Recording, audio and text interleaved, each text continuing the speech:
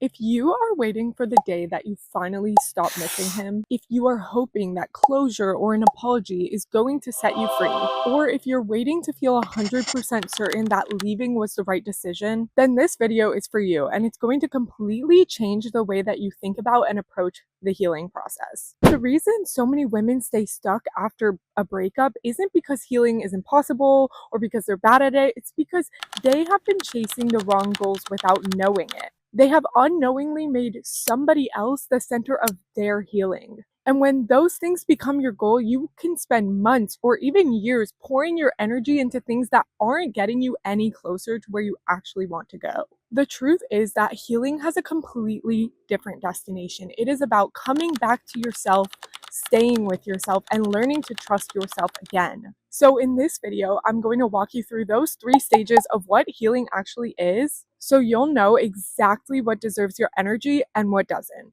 If you're new here, welcome, or if you're returning, then welcome back. My name is Gracie Rotman, and I am a coach and an educator who spent years studying healing after toxic relationships because I once had to walk that path myself. Everything I teach comes from a combination of lived experience, things that I've learned and studied, or the lessons that I've learned from the women who are walking that path right now. And I'm not here to tell you what to do, I'm here to help you reconnect with yourself. With that, let's just get straight into it. The first stage of healing is learning to stop abandoning yourself and turning inwards to come back home to yourself. When we are in unhealthy relationships, our entire lives begin to revolve around another person. Our thoughts, our decisions, our emotions, our worth, even our identity, right? It's their routines become our routines. What they want to eat is what we want to eat, and so on and so forth. And instead of asking, what do I need? We stop asking that altogether and start asking, what do they need? Instead of what feels true for me, we're more focused on how to make that relationship work and how to make sure that they will stay. Without realizing it, you stop living your own life and you start living theirs. So healing doesn't begin with getting them back or getting their closure, their apology, that certainty. It actually has nothing to do with them. It begins by getting you back, by slowly starting to ask those questions of, how do I feel? What do I need? What matters to me? What is true for me? Healing begins the moment that your attention turns back to you and not them. The second stage, once you finally return back to yourself, is about learning to actually stay with yourself and becoming your own safe place. Because coming back home to yourself and turning your attention inwards, it sounds beautiful. But here's the problem. Once you actually do come back and turn inwards, you're met with grief, with loneliness, with silence, fear, and so on. And usually when those things hit us, that's the moment we actually leave ourselves again. Most of us think that healing means making that pain disappear and not missing them and not feeling a certain type of way, but it doesn't. Healing is about learning that it is safe to feel, that pain is safe to feel, that you don't have to text him,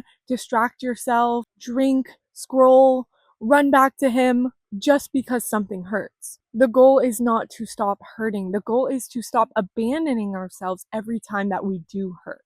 Every difficult moment in healing becomes an opportunity to say, I'm here with you. I'm not going anywhere. Instead of, I'm going to leave myself again. I can't handle this. And don't get me wrong, I have definitely done those things. So there is absolutely no shame. But again, this is the goal of our healing. And eventually, your nervous system will learn over time that it is safe to feel. Your nervous system learns that I can survive this, I can hold this, and I can stay with myself. That is how you become your own safe place. And finally, the third stage of healing is about learning to trust yourself again, to live from your own truth.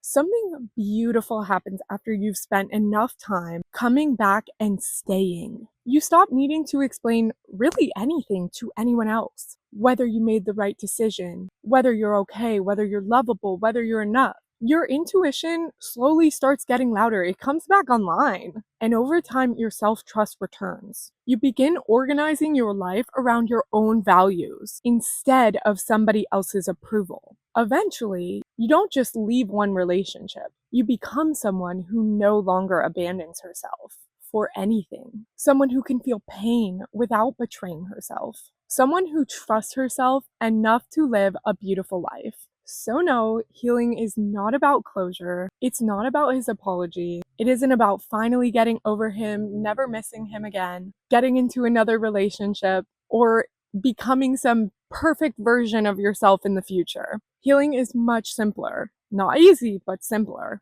It's learning to come back to yourself, to stay with yourself, and to trust yourself again. Healing is about returning to the person you've always been, who's always been there, just buried underneath the events that have taken place. If you'd like a little extra support on your journey, I wrote a free letter for healing, which is available at the description below, and I would love to share it with you. Like I said, it's completely free and you can grab it now. Or if you want to go deeper, this whole topic is the premise of my healing handbook, which is the roadmap for how to actually do these things. Step by step, it walks you through the entire process. It will also be linked below. I can't wait to see you guys in the next video.